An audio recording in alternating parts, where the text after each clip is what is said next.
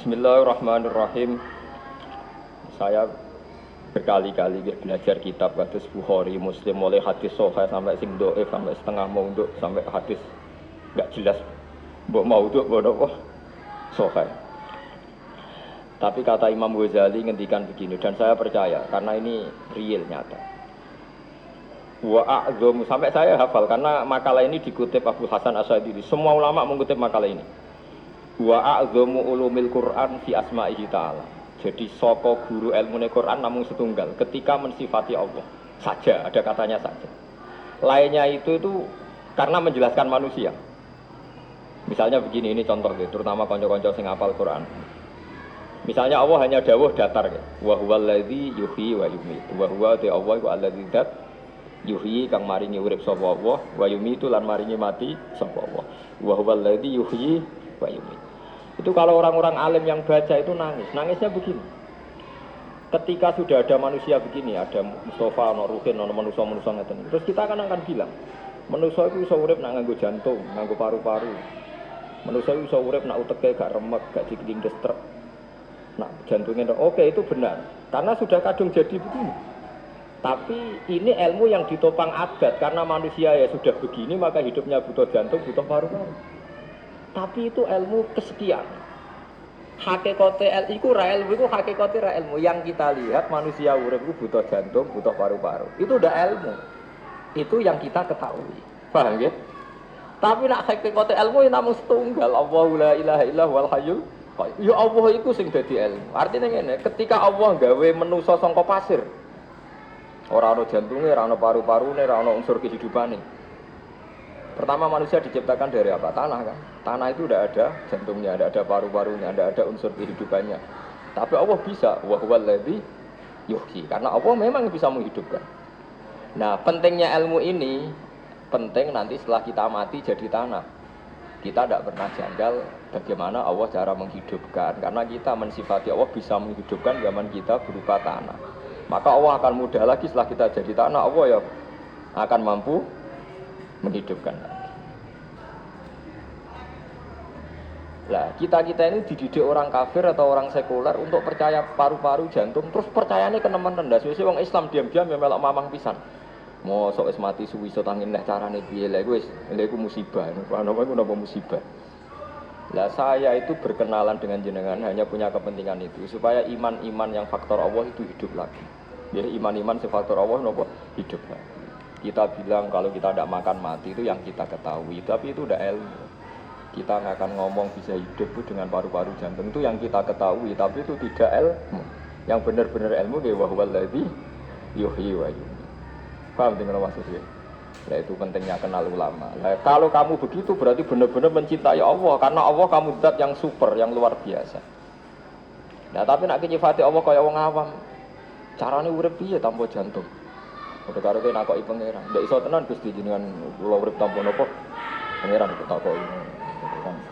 Lah itu termasuk al-mutahabbina fillah, orang yang mencintai ulama karena ulama lah yang bisa memuji Tuhan.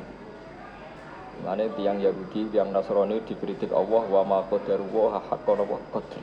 Mereka tidak bisa menghormati Allah dengan sepenuh-penuhnya sifat Allah. Karena mereka sering mengukur kekuasaan Allah ambek yang mereka lihat.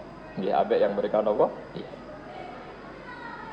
Mulane gojolkane Quran anggo jelek wong Yahudi. Orang Yahudi itu meyakini Isa itu anak zina karena Maryam tanpa bapak kok punya anak, berarti anak nopo? Zina.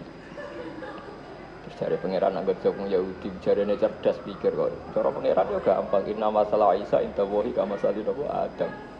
Nak Isa iku mokal mergo tanpa bapak kudune wong Yahudi luwih ingkar anane Adam. Adam malah tanpa bapak tambah ibu. Lah ya itu pentingnya ngaji itu sono pembanding.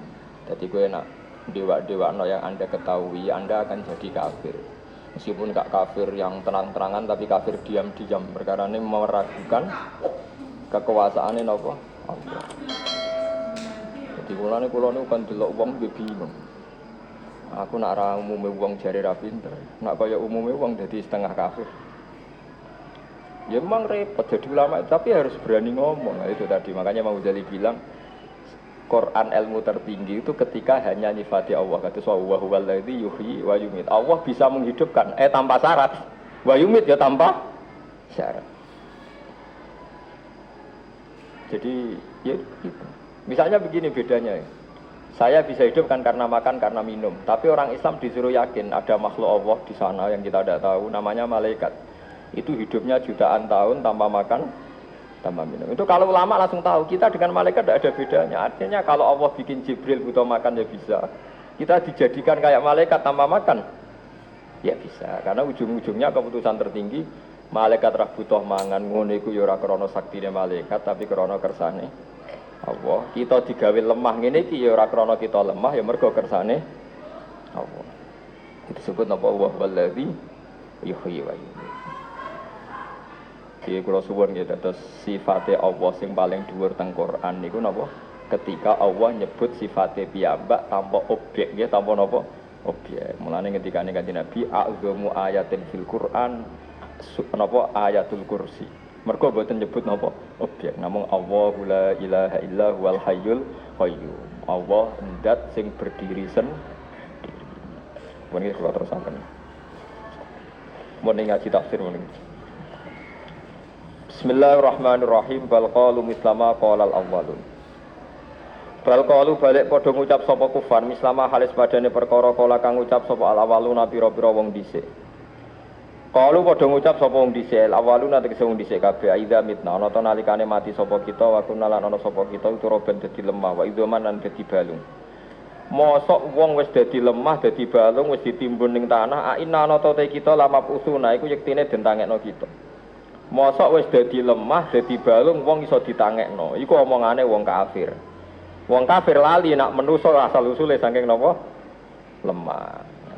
Mulane niki ayat kan dimulai sing napa wa huwal ladzi yuhyi wa yumiit. Lah wong kafir gak ngakoni Allah yuhyi wa yumiit. Akhire janggal nak ana wong wis dadi lemah ditangekno meneh dadi manusa.